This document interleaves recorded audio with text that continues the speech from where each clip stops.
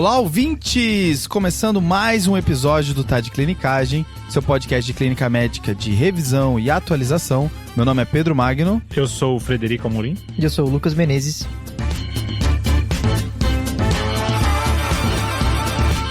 E hoje a gente veio aqui fazer um casinho clínico, né? Fazer mais um bate-bola aqui. Lucas, que já veio aqui no caso clínico de choque, um caso clínico excelente. Só em caso clínico, hein?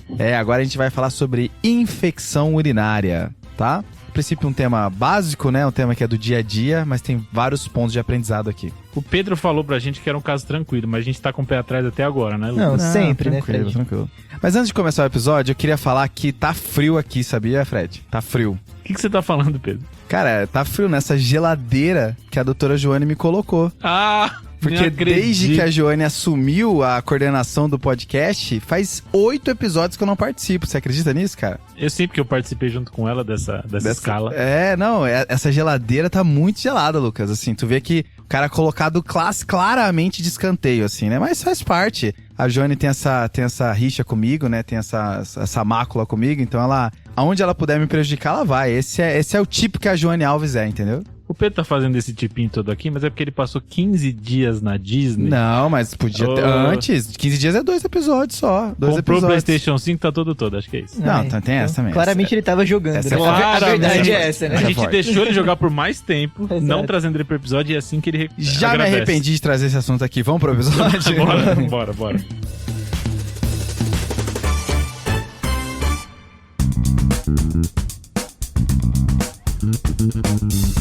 Mas antes de começar o episódio, Pedrão, acho que a gente tem que falar pro pessoal sobre o Guia TDC, né? Exatamente, Fred. É a nossa plataforma de atualização em clínica médica. Toda segunda-feira a gente lança 3 artigos recentes lá, mostrando o que o artigo trouxe de informação e revisando o contexto do artigo. Porque é aquela pessoa que fala, nossa, mas é um artigo de um assunto que eu nem domino tanto. Não, o guia ele vai falar o artigo, mas também vai revisar até aquele ponto que você precisa estar sabendo sobre o assunto. Acho que é pra facilitar não ter que ficar vendo várias revistas ao mesmo tempo, né, Pedro? Exato. O link para assinar o guia tá aqui na descrição. Boa.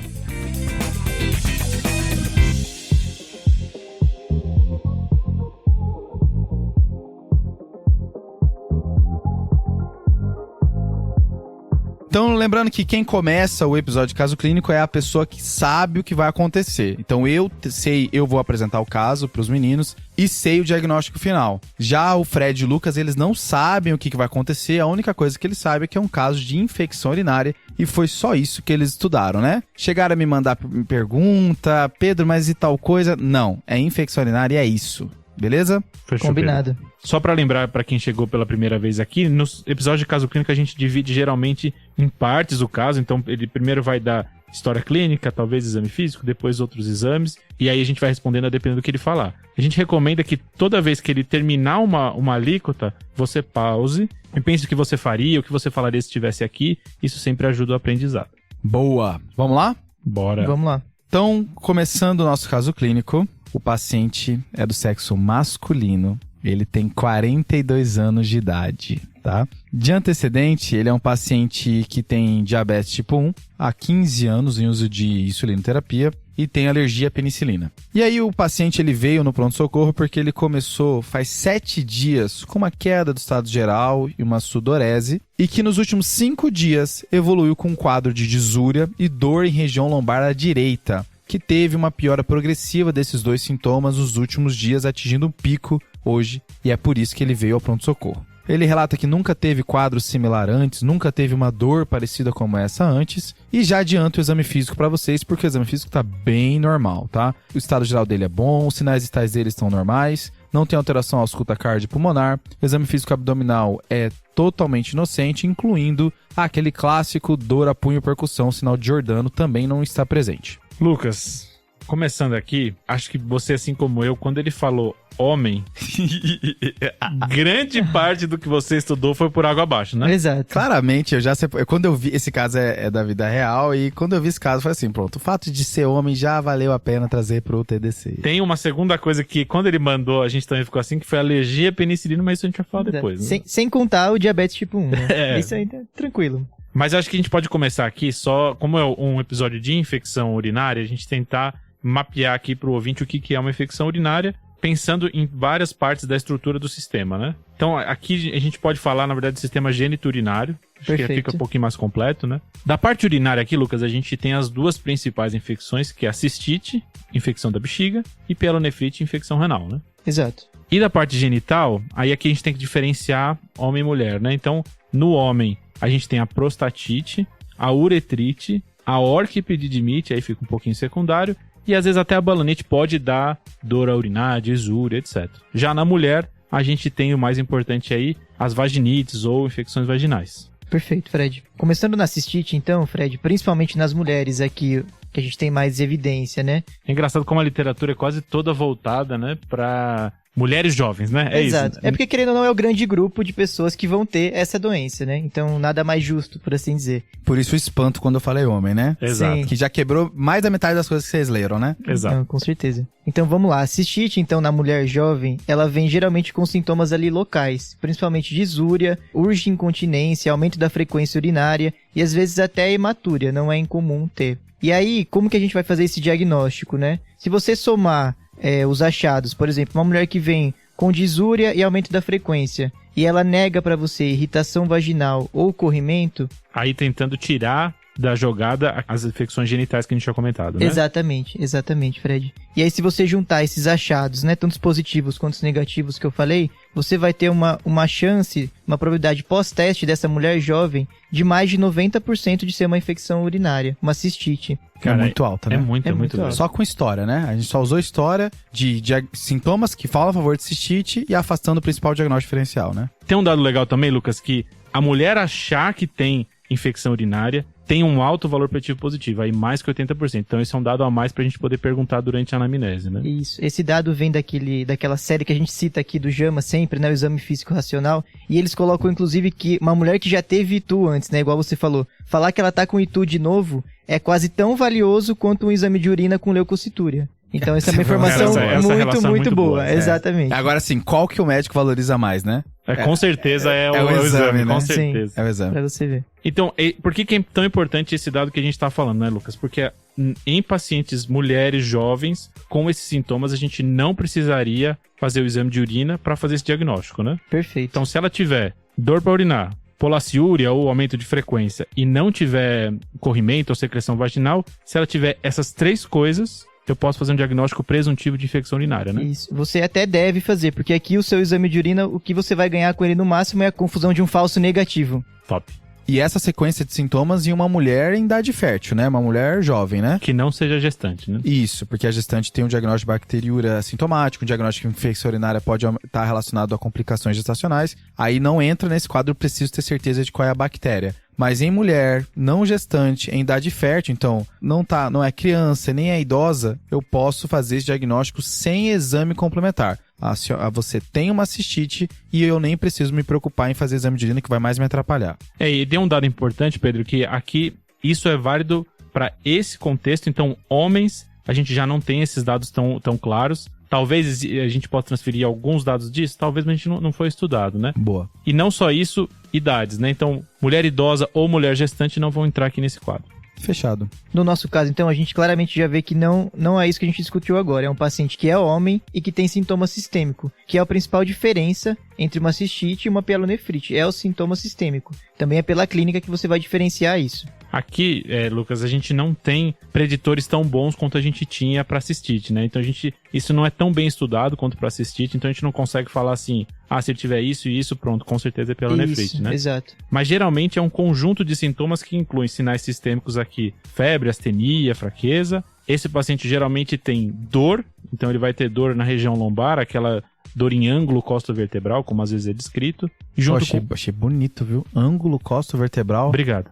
Cara, não escrevo desse jeito. Começaria a escrever depois de hoje, Por tá? favor. Tá. Deixa embaixo que foi o que eu falei. Bye, Fred. Isso. E podendo ter náusea, vômitos. Então, se você perceber, são sintomas inespecíficos, né? Então, a gente vai ter esses sintomas inespecíficos mais sintomas urinários. Lembrando só que, às vezes, inclusive, um quadro de pielonefrite pode vir sem sintoma urinário. Então, não é a maioria, mas não dá pra descartar de cara esse diagnóstico só porque a pessoa não tem nenhum sintoma urinário.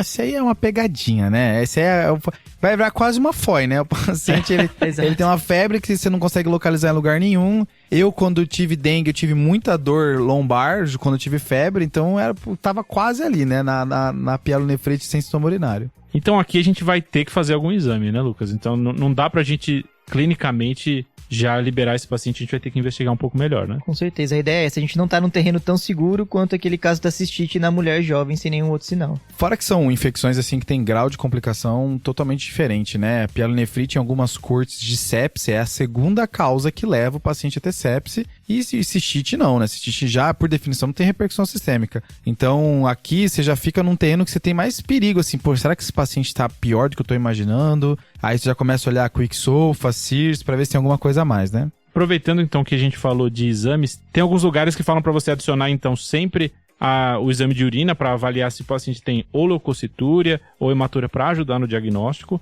Mas aqui vem uma coisa que sempre me incomodou, que é quantos leucócitos na urina eu posso dizer que o paciente tem infecção urinária. Não sei se isso te incomoda também. Não, estudando para esse episódio, eu vi que essa resposta talvez não exista, né, Fred? A gente tem a resposta do que é o normal, né, da população. A maioria dos locais, se for leucócitos totais, aí é 10 mil. Se for aqueles por campo, aí acaba sendo 5 leucócitos por campo, né? Acima disso, é considerado alterado. A dúvida é, com a contaminação que pode acontecer na região, com os falsos positivos que podem dar, quando que a gente fala assim, não, isso aí é uma infecção urinária mesmo? Será que se for mais de 100 mil, mais de 200 mil, mais de 300 mil? E eu não achei esse dado. Também não achei. A ideia é que fique quanto maior for, maior a chance de realmente ser alguma coisa que tenha significado.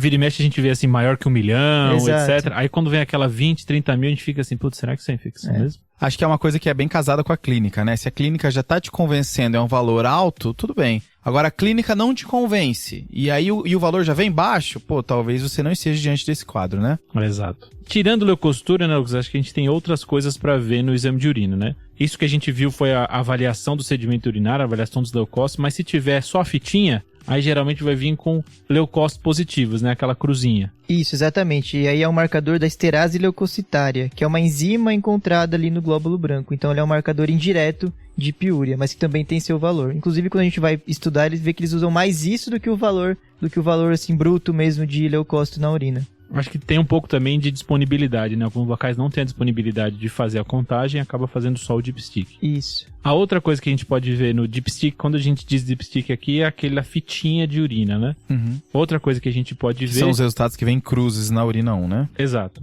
Urina 1, exame qualitativo de urina, que é o EQU. EAS.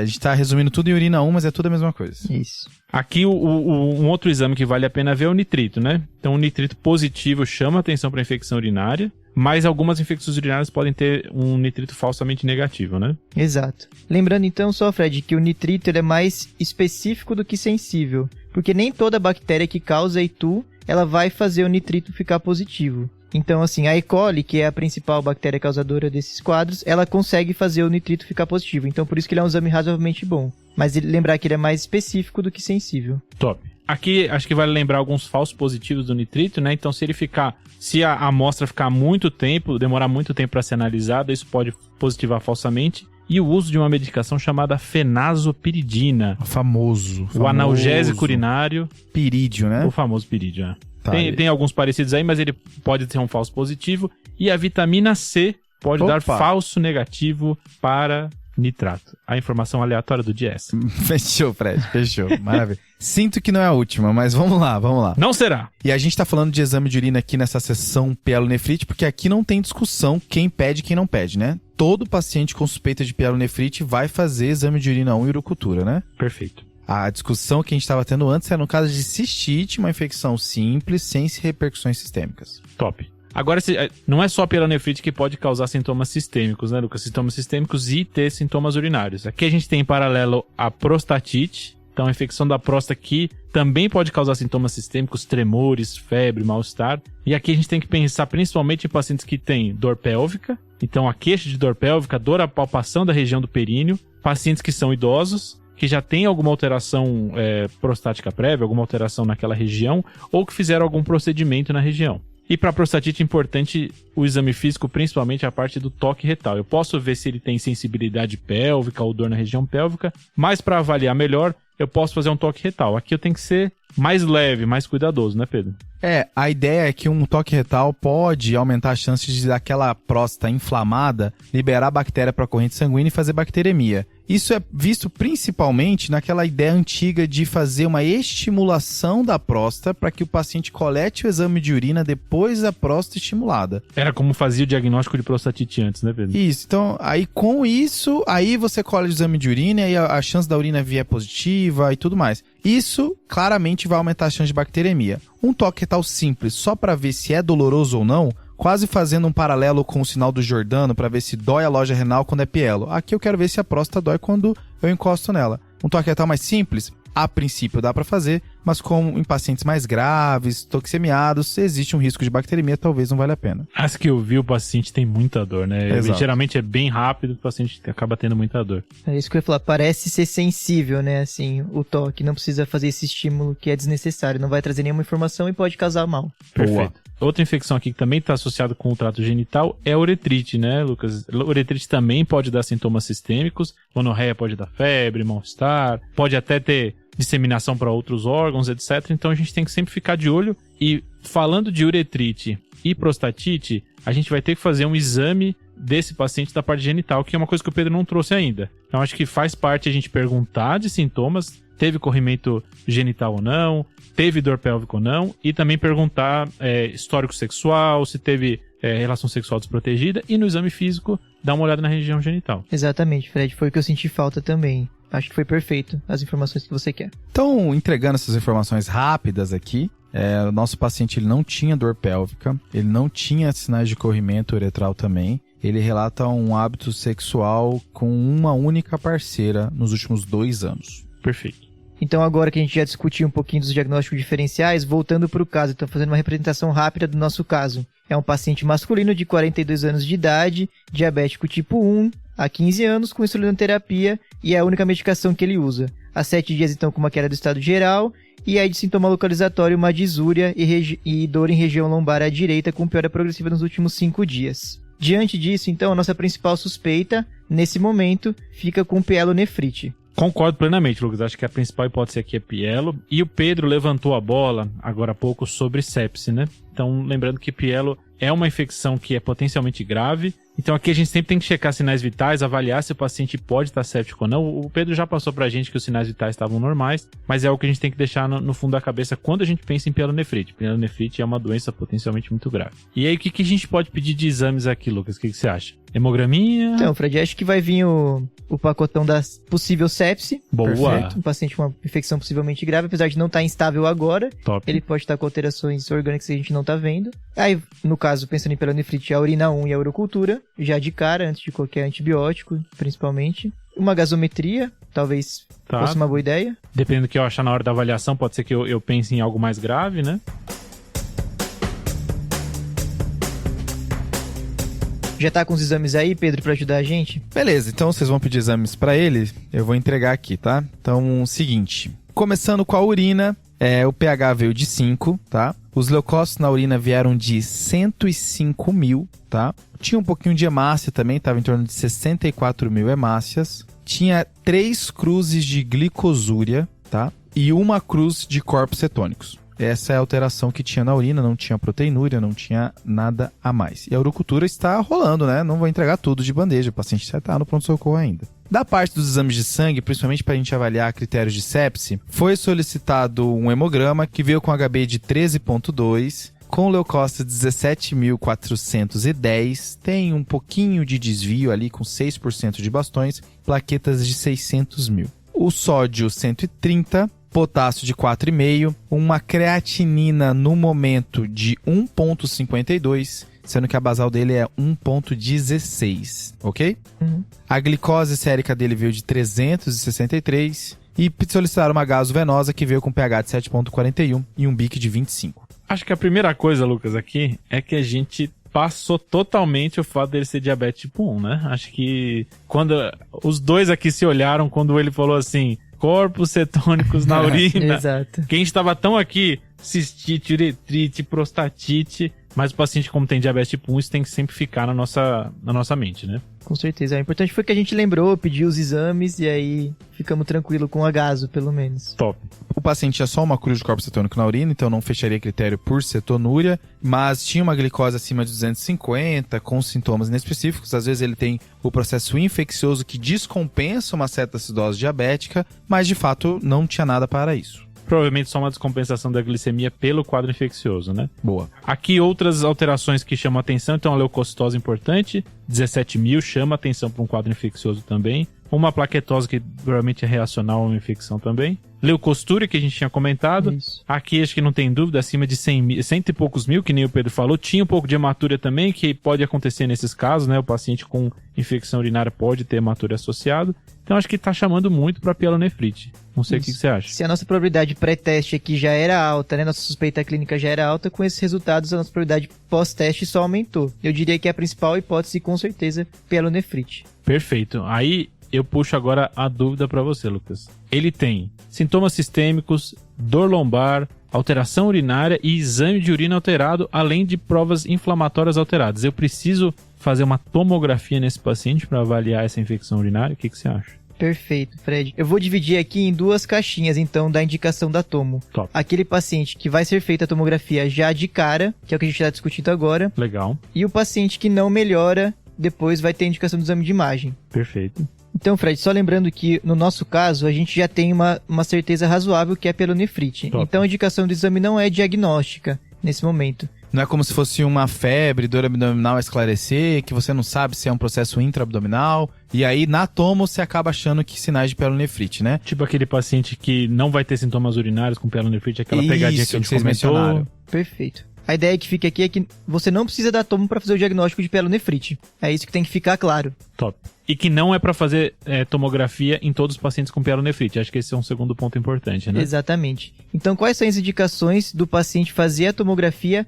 já logo depois dos exames iniciais? Por exemplo, que é o nosso caso nesse momento. Beleza. Então, vamos lá. Usando como referência, né, uma revisão do New England, eles colocam assim. A primeira indicação, talvez a mais clara de todas até, é o paciente séptico e instável hemodinamicamente. Esse paciente, talvez depois da estabilização hemodinâmica, vai receber um exame de imagem já assim, meio que imediatamente. Perfeito. Aqui, Lucas, a gente, num paciente instável, a gente primeiro tem que pensar se ele tem alguma complicação, né? Será que ele tem um abscesso? Será que ele tem alguma complicação local secundária a essa infecção? Ou se ele tem obstrução? Acho que a obstrução é algo que a gente tem que ver nesse paciente, porque é algo que eu posso agir logo. Se ele tiver obstrução, que estiver complicando com uma pielonefrite, é algo que eu posso agir com o urologista de urgência. Lembrando que no bundle da sepse, né, geralmente o pessoal decora antibiótico terapia, tá no bundle. Mas a frase completa é antibiótico terapia mais controle do foco infeccioso, né? Top. Então, se é uma sepse de infecção de corrente sanguínea associada ao catéter, tem que tirar o catéter. Se é uma sepse por empiema, tem que drenar o empiema.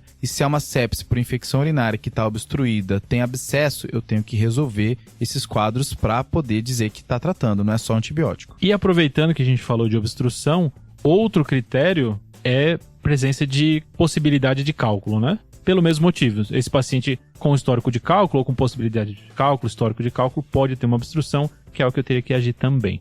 Perfeito. Ele viraria um foco fechado, né? A ideia é essa. Boa. As outras indicações, então, seguindo, né? É o paciente que tem uma taxa de filtração glomerular menor que 40, então uma lesão renal aguda que chegue nesse nível, que não é o caso do nosso paciente. E aqui se confunde com sepse, né? Já que lesão renal aguda também pode estar nos critérios de sepse, mas a ideia aqui é que tanto o processo obstrutivo quanto um abscesso pode piorar a função renal, né? Perfeito. E a última indicação aqui, então, é um pH urinário maior que 7. Aí é loucura, né?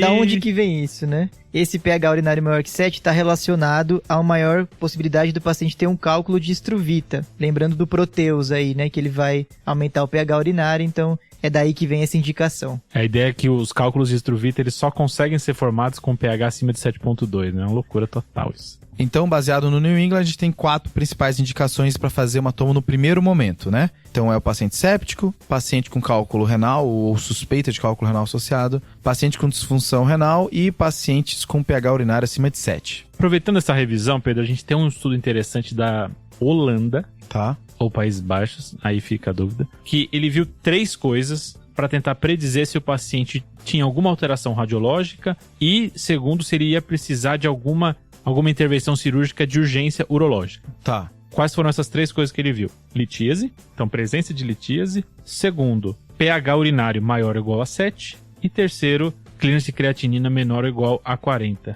Então, esses 3 juntos, se ele não tivesse nenhuma dessas 3, o valor preditivo negativo para ele ter uma alteração radiológica era de 93% e para ele não precisar de um procedimento urológico era de 99% a 100%. É bizarro. É um valor muito alto, né? Alto. Então a presença de um deles não é tão forte, mas a ausência de todos eles me tranquiliza que esse paciente provavelmente não precisa de exame de imagem, né? Exatamente. Mas aqui a gente tem que lembrar de alguns outros pacientes que podem ter quadros de pielonefrite mais complicado. Aqui chama a atenção principalmente quem tem malformação urológica, que pode ter obstrução, por exemplo, imunossuprimidos, e aí aqui os imunossuprimidos podem ter infecções mais graves e complicações como abscesso renal, etc. E por último, o caso do nosso paciente, que é diabético. Então, diabético descompensado tem mais risco de ter pielonefrites mais graves, e aqui entra a loucura da pielonefrite enfisematosa. Tá ligado isso? Essa ciência é louca, né, Lucas? Exato. E o principal fator de risco justamente o diabetes, né? Exato. Que é uma infecção grave, né? Uma infecção que causa formação de gás no sistema urinário, causa necrose de parênquima e às vezes até precisa de procedimento cirúrgico, né, Pedro? Exato. Casos graves pode até evoluir para nefrectomia, né? E aqui a associação forte com o diabetes, né? Então isso entra como um dos motivos a mais para considerar fazer imagem no diabético. Isso, até porque o quadro é indistinguível de uma pielonefrite grave. Então entraria na indicação de imagem e na imagem você veria essa pielonefrite diferentona aí com gás dentro. Top. E pessoal, vocês estão falando agora nesse momento sobre exames de imagem e tem uma hora que vocês falaram tomografia, mas aqui é tomo, é ultrassom, volta e meia tem essa dúvida, né? Aqui a ideia é que a tomografia ela é mais sensível para ver essas complicações, melhor para ver o cálculo, enquanto que o ultrassom eu posso considerar em pacientes que têm alguma contraindicação fazer tomografia, né? Ou em locais que não tem acesso a tomo, né? Perfeito. Então, aquela paciente gestante eu não tenho no serviço, considero fazer um ultrassom porque eu posso ver abscesso no ultrassom, eu posso ver obstrução no ultrassom, posso ver o cálculo. A ideia é só que a tomografia é um exame mais sensível aqui. E até existe uma recomendação do Colégio Americano de Radiologia. Eles têm uma série de recomendações que acho que traduzindo rapidinho aqui seria critérios de adequação de exames de imagem. Tá aqui nas referências, né? Exato. Então como é que funciona? Eles pegam uma doença e veem qual que é o melhor exame para ver alterações dessa doença. E tem um de pielonefrite. E aí o de pielonefrite a primeira recomendação deles é fazer uma tomografia de abdômen com contraste. Tá. Deixando o ultrassom como secundário aqui. Boa. Então tudo isso que a gente falou, né, são indicações de tomografia no paciente que meio que acabou de chegar no pronto-socorro. Tem só a urina 1 e o exame de sangue ali no máximo. Boa. Outra indicação bem estabelecida é aquele paciente que você tratou por 24, 48 horas e ele não melhorou ou até piorou do quadro. Aí você está indo atrás de complicações da pielonefrite que você diagnosticou antes clinicamente. Ou até que você errou o diagnóstico, né? Às vezes você não estava um pouquinho em dúvida no diagnóstico, aí acabou fazendo porque não foi o quadro clínico não evoluiu do jeito que você esperava, né? Então, procura de complicações, procura de obstrução e procura de outro diagnóstico, né? No nosso caso aqui, a gente está então falando daquele grupo de pacientes que a gente considera pedir na chegada. Ele tem 2 de critérios que a gente comentou aqui. Tanto diabetes quanto a lesão renal aguda, né? Ele tem uma creatina aí de 1,56 que tinha sido 1,12. Então acho que tá bem indicado fazer uma toma agora. O que você acha, Lucas? Concordo, Fred. Aqui pra ele tá bem indicada essa tomografia já no início da chegada no hospital. Beleza, entendi que vocês querem a tomografia. Nosso paciente já tinha um diagnóstico firmado de pielonefrite pela clínica, pelo laboratorial e pela urina, mas ficou de fato o medo de ter alguma complicação, né, desse paciente, foi feita a tomo. E aqui o seguinte, tá? No rim direito, que é o local que ele tinha dor, que é o local que tem alteração, mostrou que o rim estava com forma e dimensões habituais, só que tinha presença de nefrograma estriado em terço médio inferior. E além disso, e o que chamava atenção, era a presença de coleção de 86 ml em situação subcapsular posterolateral do terço médio inferior. E essa coleção, eu falei ml, mas em tamanho daria 7 por 3 por 6, mais ou menos, tá? Beleza. Além do mais, o paciente também tinha espessamento com densificação de gordura periureteral, compatível com processo inflamatório, além de espessamento parietal da bexiga, também compatível com processo inflamatório, tá? Então, no final, o pessoal da tomografia laudou, dizendo que a possibilidade de pielonefrite aguda associada a uma coleção subcapsular deve ser considerada como a principal hipótese diagnóstica. E agora, pessoal? A gente sabia que ia tomar um golpe, né, Pedrão? Sabia que ia vir alguma coisa. Não ia ser só uma pielo e antibióticozinho vai pra casa, né? Ah, você tá chamando isso de golpe ainda. Beleza. No final do episódio a gente reconversa. Então, assim, o golpe inicial... Então, agora pensando sobre alterações da tomografia na pielonefrite, né? Então, a gente falou muito de complicações aqui, mas esse paciente ele tem algumas alterações que eu espero que me auxiliariam no diagnóstico da infecção, né? Quais são as alterações tomográficas associadas à pielonefrite? Tem um estudo brasileiro até que tentou avaliar quais eram as alterações mais comuns na tomografia para pielonefrite, e a mais comum é a que você comentou, que é o nefrograma estriado. Que é o rim contrastado, ele faz umas estrias, né? Exato, eu tenho áreas de hipoperfusão do parênquima renal ao lado de áreas com perfusão normal. E aí, como tem alternância de uma ou outra, aí parece que tem várias estriazinhas ali. Essa era a alteração mais associada, mas as outras alterações que você comentou, como heterogeneidade da gordura perirenal, que você comentou também. Aí outras alterações, nefromegalia pode estar associado. E de complicações, o abscesso renal e perirenal, que a gente também tem aqui. Então, bem compatível com o que a gente imaginava, um paciente que tinha fatores de risco para complicação e tem uma complicação, né, Lucas? Exato, assim, o que chama a atenção, talvez não tão esperado esse abscesso já de cara, assim, né, numa história de 7 dias. Não, mas pra pontuar que não é comum você achar isso, verdade, né? Concordo contigo. Assim, o nefrograma estriado é quase que a marca radiológica ali da pielonefrite, mas o abscesso já não é uma coisa tão comum, assim, no primeiro exame, pelo menos. Eu estava comentando até antes com o pessoal aqui que eu já peguei um paciente com dengue que tinha nefrograma estriado. Então, assim, não é tão específico assim, ou esse meu N é muito baixo de uma pessoa. Maravilha. E a conduta, pessoal? O que vocês fariam pra esse caso agora? Você quer que a gente fale de antibiótico, né, Pedro? É isso que você quer, né? Exatamente, né? Geralmente nos casos a gente não aprofunda no tratamento, vai só até o diagnóstico, mas aqui nesse caso é importante a gente falar um pouquinho da escolha, o que a gente vai fazer e tal. Perfeito, acho que só salientar no começo que tem 2 antibióticos que a gente usa para cistite, que a gente não vai usar para pielonefrite, que são nitrofurantoína e fosfomicina via oral. Esses 2 antibióticos a gente não inclui, beleza? Perfeito, lembrar que eles são inclusive a escolha do tratamento da cistite, né? Top. Então é bom lembrar que aqui no nosso caso não vai servir. Então, já que a gente tá na gavetinha da pielonefrite, aqui nosso antibiótico de escolha vai ser a ceftriaxone, né? Uma cefalosporina de 3ª geração. Perfeito. Aqui a gente tem, além da ceftriaxone, a gente teria 2 outras opções, que seriam as quinolonas, então aqui ciprofloxacino, levofloxacino, e o Bactrim, que é o sulfametoxazol trimethoprim. Qual que é o problema dessas 2 opções? O Bactrim, a gente tem taxas altas de resistência no Brasil, tem estudo falando até mais de 20%, 30%, então a gente não quer arriscar para esse paciente. Pode ser sensível, pode não ser. E a quinolona a gente tem o problema tanto de aumento de resistência, aí falando de 10, 15, dependendo do local, mas também dos efeitos colaterais das quinolonas, né? Hoje em dia, cada vez mais se fala em tratamentos que evitam usar quinolonas. Não posso usar quinolona, não posso usar Bactrim, fico aqui com ceftriaxone, né? Enquanto a gente não tem uma cefalosporina boa, via oral aqui, vai acabar ficando o ceftriaxone, que o problema dele é justamente esse. Ele tem só aplicação intramuscular ou endovenosa. O que você tá me dizendo é, se eu quiser fazer para casa... A pergunta, eu vou falar a pergunta que o Pedro quer que a gente faça. Tem opção para casa, para tratamento de pielonefrite? Essa é a resposta que você quer que a gente dê, né, Pedro? Essa é a dúvida do brasileiro. Então aqui, a resposta é, se possível, fazer ceftriaxone hospital dia. Então isso é uma opção do paciente para casa. Caso ele não consiga hospital dia, aí a gente tem algumas recomendações de especialista. Então aqui a evidência é bem mais baixa de fazer alguns esquemas mais estranhos, né, Lucas?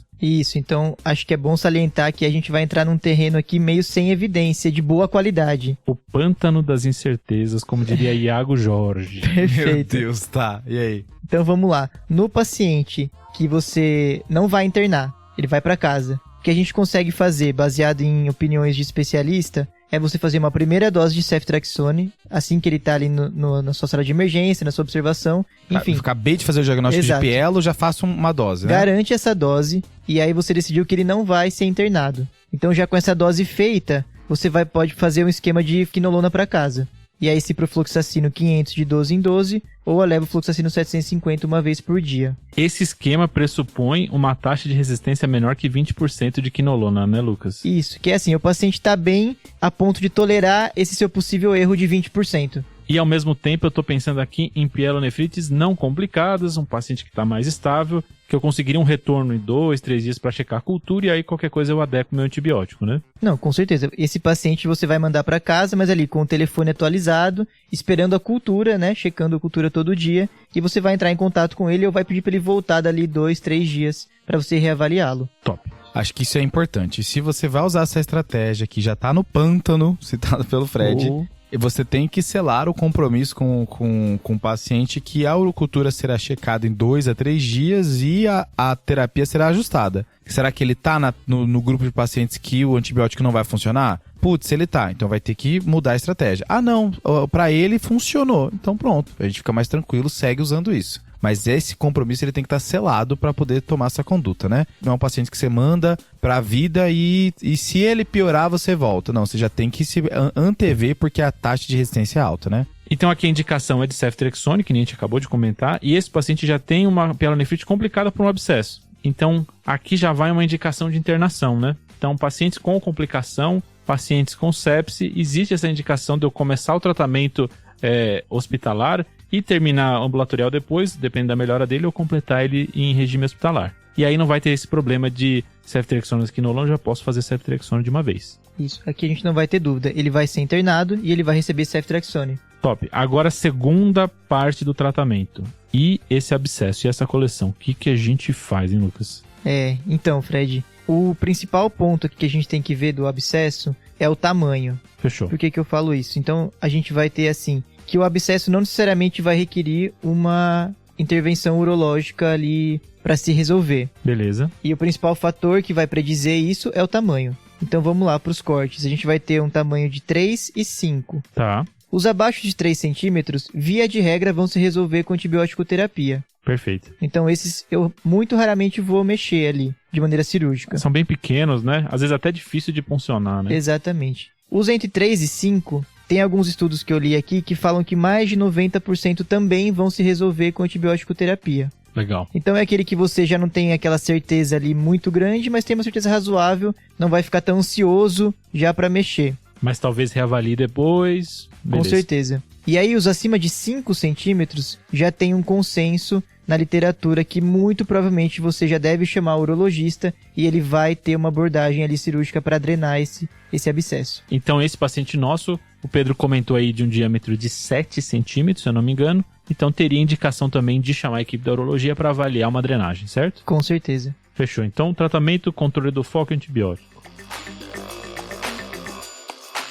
Bora! Nosso paciente foi feito ceftriaxona, indicado internação, foi chamado o pessoal da urologia para drenar e aí algumas coisas aconteceram, tá? Primeiro, no momento da punção do abscesso, eles não tiveram uma drenagem satisfatória, tá? Ficaram até na dúvida se a coleção não estava muito densa, então eles não conseguiram drenar de fato esse abscesso. Beleza. Certo? E, nesse meu tempo de conseguir interconsulta, programar o procedimento, saiu o resultado da urocultura e da hemocultura que foi coletado no início também. E cresceu um Staphylo aureus, tá? Cresceu um Staphylo aureus na urina e na hemocultura cresceu o mesmo Staphylo aureus. O tempo de crescimento desse Staphylo aureus foi de 34 horas, tá? Foi pareado e veio com um perfil de resistência sensível à oxacilina, ok? E durante esse tempo que estava aguardando a hemocultura, aguardando a realização da drenagem do abscesso, esse paciente ele foi evoluindo com persistência de febre durante a internação, ele fazia febre todos os dias, era uma coisa que ele ativamente não relatava, mas aquela queda do estado geral, aquela sudorese já deveria ser febre,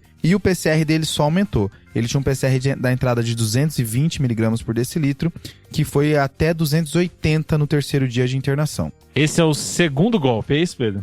Tem um terceiro? Só pra me preparar. Tem um terceiro golpe? Quem chegou no final já sabe que tem um terceiro. Vamos lá. Não, beleza. Então aqui mudou um pouco a nossa visão, né? Então a gente conseguiu identificar o micro-organismo, mas a partir do micro-organismo, agora surgem novas condutas, né? Se fosse um micro-organismo que a gente já esperava, uma enterobactéria, a gente manteria a conduta que a gente estava até agora. Mas com o crescimento de Staphylo aureus, vem a suspeita de uma pielonefrite descendente. Ou seja, esse paciente fez uma bacteremia por estáfilo, esse estáfilo grudou no rim e aí foi descendo. Geralmente a gente pensa no mecanismo de pielonefrite como ascendente, né? Ele tem uma infecção baixa, sobe chegar ao rim, só que existem esses casos, especialmente Staphylo aureus e Cândida, onde pode começar por uma uma bacteremia ou fungemia e evoluir para pielonefrite, né? Isso aí, Fred. Lembrar que o Staphylo aureus, ele tem essa característica de ir parando nos lugares, né? Então aqui... Grudar, né? Exato. Gosta de grudar. Então, assim, a coisa muda de figura. Igual você falou, quando você tem um aureus na sua urina, é hora de você parar e pensar um pouco, assim, sair daquele automático da pielonefrite. Então, da onde que veio esse Staphylo? Não é comum. Então, isso vai desencadear uma investigação extra que você quase nunca faz na pielonefrite. Boa. Então, assim, e além de tudo, esse paciente deu sinais... Acho que virou uma outra, né? Agora virou uma estafilococcemia, né? Acho que é esse o nosso pensamento agora, né? Exato. E talvez nem se tivesse crescido, esse paciente deu sinais que a gente talvez tivesse errado no começo, né? Acho que isso é importante. Ele manteve febre, PCR subiu. Então, mesmo que a gente não tivesse esse aureus agora, talvez fosse a hora de reculturar ele e ver se crescia uma outra bactéria que não o aureus. Boa. Então, vamos começar a tratar ele direito agora, né? Exato. Então, aqui, essa informação faz com que a gente faça uma nova investigação para avaliar da onde está vindo esse Staphylococcus aureus. Então, estafilococcemia é igual a investigar endocardite. Acho que essa é a primeira coisa que a gente tem que fazer. Então, esse paciente inicialmente já merece um ecocardiograma. Aqui a gente pode começar com um ecocardiograma transtorácico. Caso eu não ache nada, posso evoluir para um ecocardiograma transesofágico, que é mais sensível. Beleza, só lembrar do eco, né? Tem aquela coisa da gente talvez... Esse paciente não é o caso, mas esperar 5, 7 dias de sintoma para aumentar a sensibilidade. Como ele já está aqui quase no 10º dia de sintoma, a gente pode pedir hoje, que foi o dia que a cultura cresceu. E aqui também é aquele momento de eu reavaliar meu paciente, né? Será que esse paciente tem outros sinais de endocardite? Então, será que tem lesões em palma e planta? Fundo de ouro desse paciente, como é que é? Será que tem alguma alteração? Então agora eu faço toda uma investigação para ver da onde está vindo esse Staph. É hora daquele exame físico direcionado para endocardite, né? Que não é errado às vezes não fazer ali no pronto-socorro, mas agora que a gente sabe que tem um Staphylo, seria errado deixar de fazer nesse contexto. Perfeito. Outros locais para eu procurar que a gente ainda não comentou. Coluna, então espondilodicite é um local que o Staphylo gosta de ir bastante. E se esse paciente tiver algum sintoma pulmonar, eu posso até avaliar o pulmão também. Aqui também a gente pode otimizar o tratamento para ele, né? Perfeito. Então a gente já viu que é um Oxa-S, então esse vai ser o antibiótico que a gente vai usar. Lembrando que a vancomicina, ela é pior do que a oxacilina nos estáfilos que são sensíveis à oxa, né? Essa é uma informação legal da gente ter. Isso é legal. Se ele estivesse usando vanco, porque você achou que ele estava grave, já entrou com o vanco, agora que viu que é oxa sensível, esse paciente teria que descalonar, porque a oxa ela vai ser superior, né? Isso, às vezes a gente tem a ideia que um antibiótico de maior espectro mata mais a bactéria. E aqui é o contrário. A vanco é pior do que a oxacilina nos Oxa-S. Maravilha. Top. Beleza, pessoal. Então, o nosso paciente foi trocado a ceftriaxona por oxa. E já adiantando que ele, depois de 24 horas de oxa, ele já começou a ficar afebril, tá? E o PCR começou a cair. Então, de fato, o ajuste de antibiótico foi bem para ele. Coletaram culturas de controle para ver se o Staphylo ia ficar persistentemente positivo e não ficou persistentemente positivo a cultura. E o eco transtorácico veio normal. Foi feito o exame físico que vocês falaram, incluindo o fundo de olho, que também não mostrou nenhum sinal de endocardite. Tem só um pontozinho aqui, Pedro, que eu e o Lucas, a gente até comentou de falar no começo, mas foi passando e a gente nem foi falando, né? Esse paciente tem um histórico de alergia à penicilina. E ele está com oxacilina agora, passou 24 horas e não aconteceu nada. Então acho que a gente está bem tranquilo que essa alergia à penicilina não era nada. Mas acho que é bom salientar que a alergia à penicilina não prediz alergia a cefalosporinas e a carbapenêmicos. A relação de ter as duas alergias juntas é muito baixa e que a maioria dos pacientes que diz ter alergia à penicilina não tem. Ou ele teve alguma relação cutânea leve na infância, ou ele fez algum teste na infância, teste cutâneo que em uma época fazia nas crianças e veio positivo, mas isso necessariamente não prediz. Então, quando que a gente vai pensar em não dar penicilina para esse paciente? Quando ele tiver um histórico claro de anafilaxia. Se eu suspeito ou ele tem um histórico claro de anafilaxia, aí eu evito as penicilinas. Fechou? Perfeito, Fred. Talvez a gente pudesse ter perguntado pra ele, né? Como que foi essa história de alergia? Eu acho que o pessoal perguntou ou foi na louca mesmo. Acho que foi na louca mesmo, tá?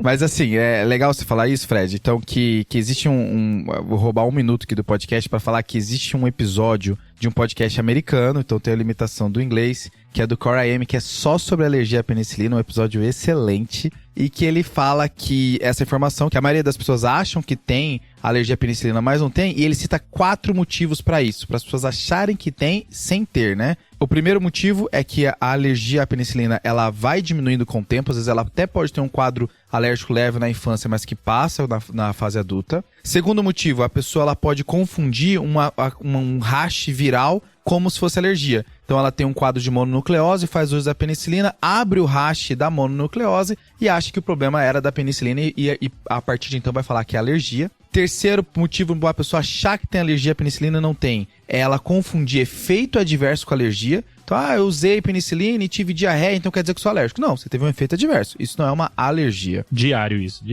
E o quarto motivo para a pessoa achar que tem alergia à penicilina, mas não tem, é ela achar que é hereditário. A minha mãe tem alergia à penicilina, então eu também tenho alergia à penicilina, e só que isso não é necessário, tá? Última informação que eu ia falar nesse episódio, não vou falar mais dele, mas tá aqui, vai ficar aqui nas referências do episódio, é que os pacientes que têm alergia à penicilina têm maior chance de ter MRSA, tá? Um Staphylococcus aureus resistente à oxa, mas não foi o caso do nosso paciente. Não se sabe exatamente por que esse aumento da resistência. Talvez seja porque os pacientes ficam mais tempo no hospital, porque nunca acham o esquema de antibiótico ideal, e esse tempo prolongado no hospital aumenta a chance de MRSA, mas não foi o caso do nosso paciente, a gente está falando de um MSSA, um Staphylococcus aureus mais bobinho. Além dessa referência, Pedrão, tem uma revisão do JAMA de 2019, avaliação e conduta na alergia à penicilina, que acho que vale a pena quem tiver interesse dar uma olhada. A gente vai deixar na referência também. Uma questão que a gente tem agora, Fred, talvez, a gente vai pedir um eco transesofágico para esse paciente? Essa é a pergunta de $1 milhão.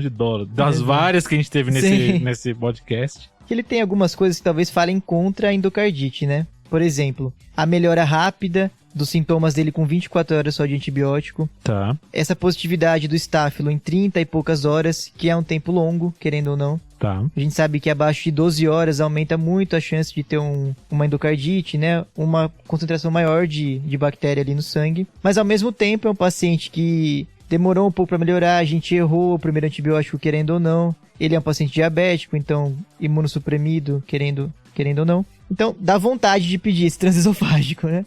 Cara, eu também fiquei aqui na vontade, mas acho legal a gente comentar isso, que existe até alguns scores que tentam predizer o risco de endocardite, né? Existem vários deles, existe o Positive Score, o Predict e o Virsta. Os três tentam avaliar fatores de gravidade e fatores que vamos chamar mais atenção para endocardite. Se esse paciente não tiver esses fatores, eu poderia considerar não investigar mais a fundo essa endocardite. Me incomoda esse paciente algumas coisas. A gente não tem a fonte dessa estafilococcemia, isso me incomoda. Algumas coisas que a gente não perguntou pra ele, né? Se ele é usuário de drogas. Acho que isso é uma coisa que a gente teria que perguntar pra esse paciente. Se ele tem aquela história de procedimentos dentários, geralmente está associado com Streptococcus, não com Staphylococcus, mas a gente poderia perguntar também. E se ele usou algum antimicrobiano antes de vir com a gente. Isso a gente não tem esse dado, eu imagino que não. Mas se ele tivesse usado algum antimicrobiano, poderia falsamente aumentar o tempo de positividade. Você falou que ele teve uma melhora depois da oxa, mas ceftriaxone tem espectro contra o Staphylococcus, existem estudos tentando usar ceftriaxone para estáfilo, então eu tenho dúvida se ele teve uma melhora tão rápida foi por causa da oxa, ou ele teve a melhora no terceiro dia, na verdade, o que acontece em estafilococcemia, o paciente às vezes demora para melhorar da febre. Então o que acontece em pacientes que têm estafilococcemia, especialmente pacientes que têm endocardite, você começa com um tratamento adequado, mas ele mantém febre persistente, e isso começa a incomodar, mas é comum nesses pacientes fazer até 5 dias, às vezes, de febre, 7 dias. Apesar de eu ter que investigar complicações, isso pode acontecer numa estafilococcemia, numa endocardite por estafilococcus normalmente. Então, eu fico em dúvida e por essa dúvida, assim, me incomoda um pouco. Eu pensaria em pedir, mas acho que dá pra discutir. Dá pra discutir com o paciente também, etc. Fechou, pessoal. Seguinte, tá?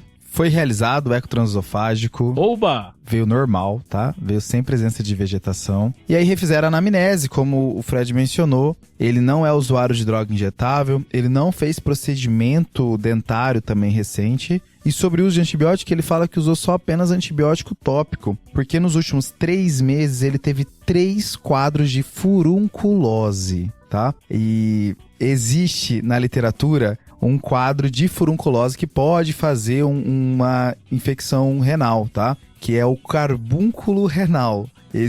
Os pacientes eles podem fazer uma estafilococcemia após lesões de pele e furúnculo é um dos quadros típicos. É um quadro que é menos descrito nos últimos 30 anos, mas que tem alguma literatura mais antiga falando de quadros que o paciente evoluía para esse quadro de um abscesso renal, principalmente localizado na região subcapsular, mais longe da pelve. Porque um abscesso que é mais localizado mais próximo da pelve fala mais de algum problema de obstrução, alguma infecção ascendente. A infecção, quando ela vem da via hematogênica, tem maior chance de fazer essas infecções renais mais na região periférica, mais na região subcapsular, como é o caso do nosso paciente. Tem uma revisão até da década de 80 que mostrou que a maior chance de ter infecção é em pacientes diabéticos e é maior do lado direito, que é igual do nosso paciente, tá? É uma infecção que tem diminuído porque a gente trata melhor os quadros de infecção de pele, então tende a ter menos quadros assim, mas era mais descrito antes. Também tem uma questão interessante que é mais comum em homens jovens, tá? É outra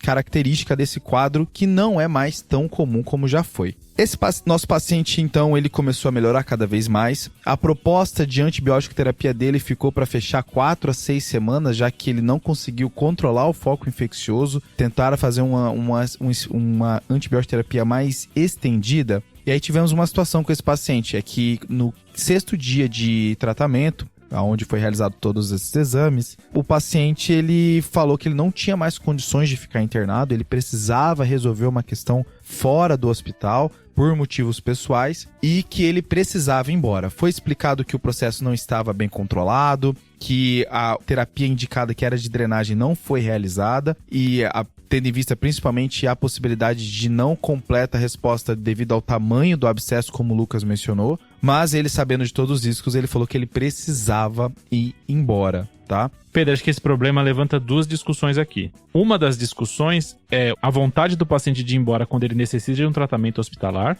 e a outra discussão é necessidade de tratamento antimicrobiano EV versus VO. Acho que são as 2 discussões que surgem aqui. Porque o nosso paciente, a princípio, tem condições de responder por ele, né? Então, se ele tem desejo de ir embora, é uma coisa que precisa ser respeitada. E ele não está totalmente tratado, né? Porque, a princípio, ele precisaria de mais antibiótico EV a princípio, porque ele mal tá... A terapia de escolha, que era a drenagem, não foi conseguida realizar, né? Sobre esse primeiro ponto, o paciente ele tem direito de ir e vir se ele consegue responder pelos próprios atos, né? Então, aqui a gente não está falando de crianças, a gente não está falando de pacientes psiquiátricos ou idosos em delírio.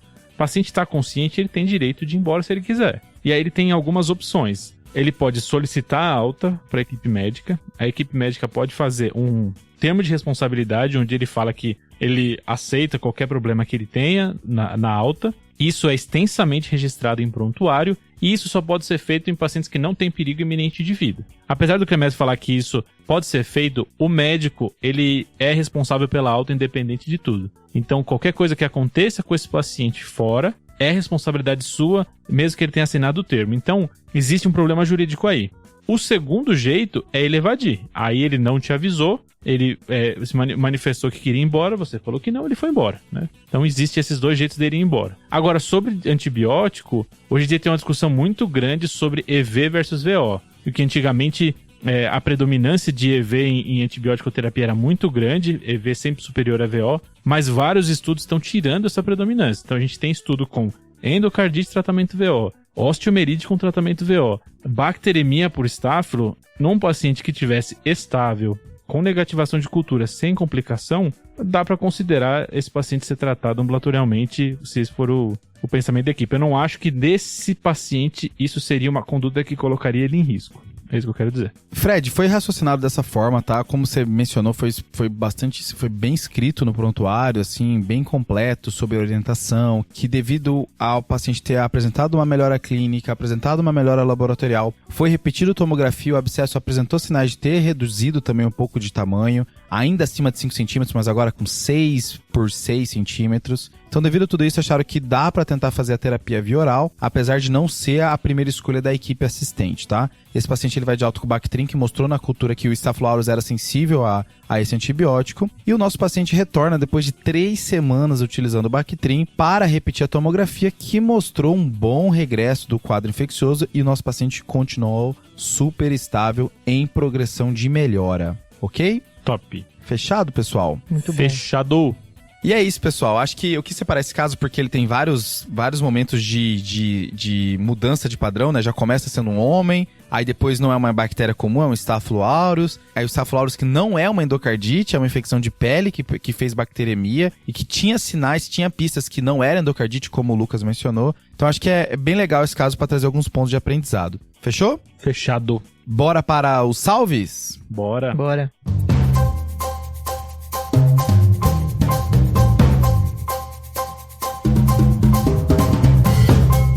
Lucas, quem é o seu salve de hoje? Pedro, hoje meu salve vai pro meu grupo de residência aqui da escola, que eu fiquei devendo pra eles no primeiro episódio, inclusive. Então vamos lá, é o grupo L. Se redimindo, vamos lá. Exato. Fazendo a boa. Então um abraço especial. Esse grupo é top, tá? Esse grupo é top. Um abraço especial pro Humberto, pra Luísa e pro Igor. E pra Alice também, que estão aí comigo na correria do dia a dia. Quem faz residência sabe que às vezes não é fácil. Então a amizade muito boa que eu consegui com esse grupo. O Humberto é um dos caras, o maior golpe que tem, né, cara? Um golpista, assim. Não, você faz olha um pra esquema ele, de né? viagem bizarro. Aí camarote no Maracanã, só Deus sabe como. A é carinha loucura. engana, né? A É carinha loucura, engana. é exato, loucura.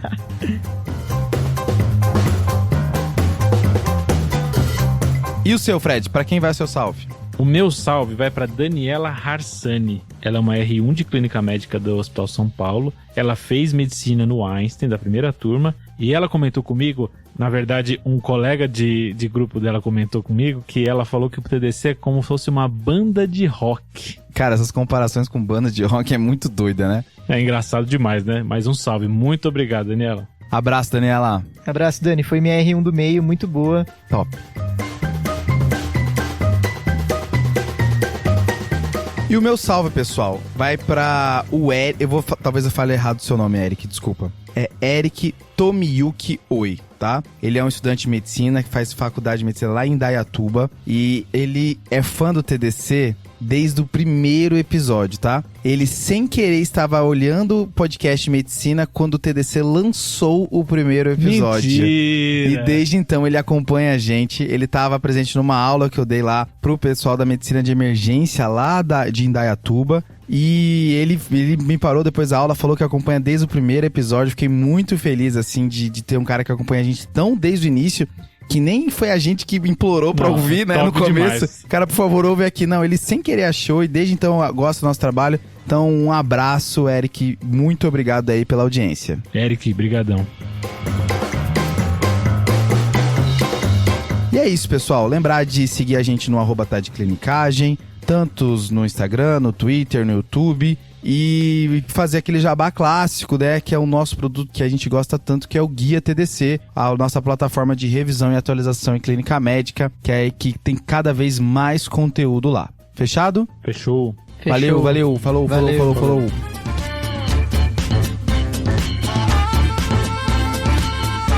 Esse podcast tem como objetivo educação médica. Não utilize como recomendação. Para isso, procure o seu médico. Essa é uma produção do Bicho de Goiaba.